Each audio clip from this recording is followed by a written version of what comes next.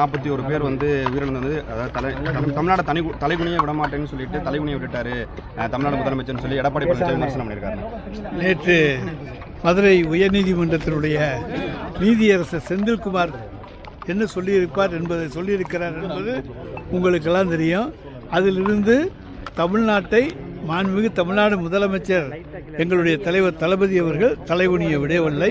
விட்டவர்கள் யார் என்பதும் அந்த தீர்ப்பைப்படி அந்த நீதியரசருடைய வார்த்தைகளை பார்த்தால் தெரியும். ஆனால் பல்வேறு பகுதியில் வந்து இது மாதிரி சம்பவம் நடந்திருக்கு. அப்போயெல்லாம் வந்து பாஜக வந்து என்டிஏ குழு அமைக்காத ஒரு நிலையில் கரூரில் நடந்த சம்பவத்துக்காக என்டிஏ குழு அமைச்சிருக்காங்க அப்படின்னு சாத்தான் வேதம் போதும். அதுபோல் தமிழ்நாட்டில் வந்து இடம் கிடைக்காத பாரதிய ஜனதா கட்சி யாராச்சும் ஆள் கிடைப்பாங்களா அப்படின்னு பார்த்துக்கிட்டு இருக்காங்க. நிச்சயமாக அவர்களுக்கு எந்த ஆதாயமும் இதில் கிடைக்காது. தொடர்ச்சியாக பாஜகவினர் வந்து விஜய்க்கு ஆதரவு தெரிவிக்கிறது. நான் தான் ஏற்கனவே சொல்லிட்டேனே, பாரதிய ஜனதா கட்சியினுடைய சி டீம், விஜய் வந்து சி டீம் என்று முதலாக சொன்னவன் நான் தான். எனவே அதை பற்றி இதுக்கு மேலே வேண்டாம். வேறு இதான் நான் தான் ஏற்கனவே சொல்லிட்டேன். நீதிபதியவே விமர்சனம் பண்ணுறாங்க டிவி தமிழக வெற்றி கழகத்தினர் வந்து சமூக வலைதளத்தில். அதுக்கு கண்டெம்ட் ஆஃப் கோர்ட் அவங்க நடவடிக்கை எடுத்துருவாங்க. நீதிமன்ற உத்தரவு போட்டிருக்கு. அது எப்படி என்ன பிரச்சார பறிமுதல் செய்ய வந்து நீதிமன்ற உத்தரவு போட்டிருக்கு. பிரச்சார விஜயோட பிரச்சார பறிமுதல் செய்ய வந்து நீதிமன்ற உத்தரவு சார், அதான் அந்த இதுகளுக்குள்ளே வேண்டாங்க.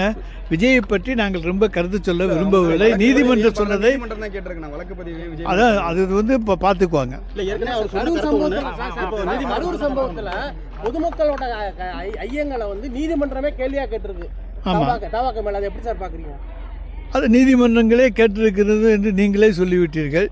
அப்பொழுது எந்தெந்த சந்தேகங்கள் பொதுமக்களுக்கு இருக்கிறதோ அதையெல்லாம் நீதிபதிகள் கேட்டிருக்கிறார். பாதுகாக்க வேண்டிய கட்டாயத்தில் வந்து அரசு இருக்கு அப்படின்ற மாதிரி ஏன் கைது செய்யல அப்படின்ற ஒரு பல்வேறு கேள்விகள் எழுது.